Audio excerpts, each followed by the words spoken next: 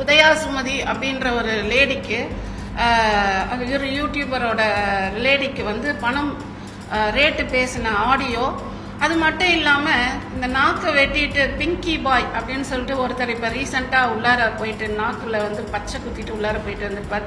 எனக்கு அவங்க பேர்லாம் எனக்கு தெரியாது. அந்த பர்சனோட இவங்க பேசின ஆடியோ மொத்தமும் கிட்டத்தட்ட ஒரு 200 ஆடியோவுக்கு மேலே அந்த லேடியோட ஃபோனில் இருந்தது. அதை பார்த்து எனக்கு அதிர்ச்சியாகி அப்போ கூட இருந்த அந்த பர்சனுக்கு உடனடியாக போய் போலீஸில் காவல்துறையில் கம்ப்ளைண்ட் பண்ணு அப்படின்னு சொன்னேன்.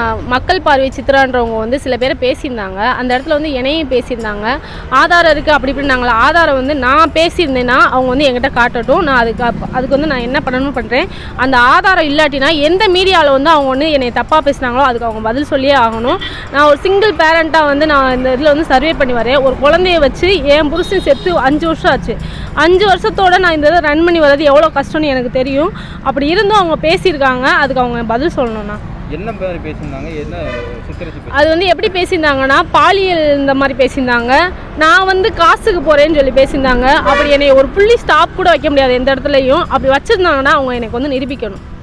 மிக தீவிரமாக ஒரு இன்வெஸ்டிகேஷனை முன் வச்சு ஒரு டீம் ஃபார்ம் பண்ணி இதுக்கு பின்னாடி இருக்க மொத்த யூடியூபர்ஸ், அதாவது இவங்க நான் பார்த்தது மொத்தமாக அவங்களோட ஃபோனில் பார்த்தது முழுக்க யூடியூபர்ஸோட நியூடு வீடியோ அவங்க எல்லாருமே ஒரு ஆப்பில் இருக்காங்க. அந்த ஆப் மூலியமா வந்து எல்லாருக்கும் அப்பாயின்மெண்ட் வாங்கி கொடுத்து அவங்கள உள்ளார வர வச்சு அதை ஸ்க்ரீன் ரெக்கார்ட் போட்டு எல்லா வீடியோவும் வச்சிருக்கு.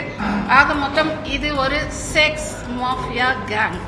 அவங்க வந்து என்னை அவதூறுப்படுத்தி பேசியிருக்காங்க. மக்கள் முன்னாடி வந்து ரொம்ப கொச்சப்படுத்தியிருக்காங்க. அந்த பேரை வந்து எனக்கு மீட்டி கொடுக்கணும். இல்லை அவங்க வந்து எனக்கு ஆதாரத்தை காட்டணும். நான் பேசினேன், நான் இந்த மாதிரி தப்பான ஒரு பொண்ணுன்றதை வந்து அவங்க ஆதாரம் காட்டணும். அப்படி காட்டலைன்னா இதே மக்கள் முன்னாடி அவங்க வந்து எனக்கு வந்து பதில் சொல்லணும்.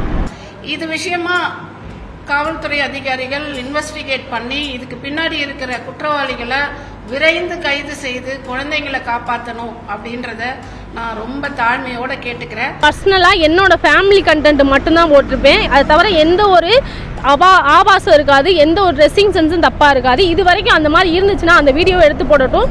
நான் யார்கிட்டையும் தப்பாக பேசியிருந்தேன்னா அதை அவங்க ப்ரூஃபோட காட்டணும் எனக்கு. அப்படி காட்டலைன்னா இதே சேனல்ஸ் முன்னாடி அவங்க பேட்டி கொடுத்துருந்தாங்க இல்லையா, அவங்க முன்னாடி எனக்கு அவங்க பதில் சொல்லணும்.